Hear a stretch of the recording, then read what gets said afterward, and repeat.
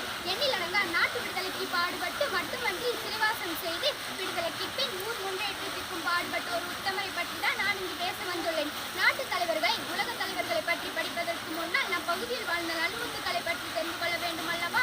கோவையில் இருந்து சத்தியமங்கலம் செல்லும் சாலையில் அமைந்திருக்கிறது அன்னூர். இவ்வூரின் தென்கிழக்கு பகுதியில் உள்ள சுமார் 3 கிலோமீட்டர் தொலைவில் உள்ள சொப்பம்பாளையம் எனும் சிறிய கிராமம் உள்ளது. இவ்வூரில் அரண்ய செட்டியார் அவருக்கும் திருமதி திருமக்காள் அவருக்கும் மகனாக பிறந்தார் திரு ராபேட்டையன் அவர்கள். செல்வவளம் மிக்க குடும்பத்தில் தோன்றினாலும் ஏழைகளின் துயர் தொடக்க பாடுபட்டு அப்பெருமகனார் ஆரம்ப கல்வி பயின்றார். 6/2/1934 இந்திய தேச தந்தை மகாத்மா காந்தியடிகள் வந்து சென்ற ஊர் இது. இம்மகாவின் புனித பாதம் பட்டு அவரை பார்த்து அவரது பேச்சினை கேட்ட நம் ஐயாவும் காந்திய வழியில் நாட்டுக்கும் நாட்டு மக்களுக்கும் சேவையாற்ற உறுதி பூண்டார். கதர் முன்னேற்றம், ஹரிஜன முன்னேற்றம், முதியோர் கல்வியில் கவனம் செலுத்தினார்.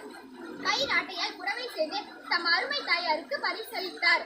தீண்டாமை தீயில் கருகி துடித்த மக்களுக்கு மருத்துவ பணியுடன் கல்வி பணியும் செய்தார் நம் அண்ணல். மரபோருக்கு ஆயுத உலக போரில் இந்திய வீரர்களை ஈடுபடுத்துவதை எதிர்த்து மகாத்மா தனிநபர் சத்தியகிரகம் எனும் அகிம்சை போரை தொடங்கினார். பின்னர் ஊர்கள் தோறும் யுத்த எதிர்ப்பு பிரச்சாரம் செய்து கொண்டு கடலூர் சென்றனர். பின்னர் பவானி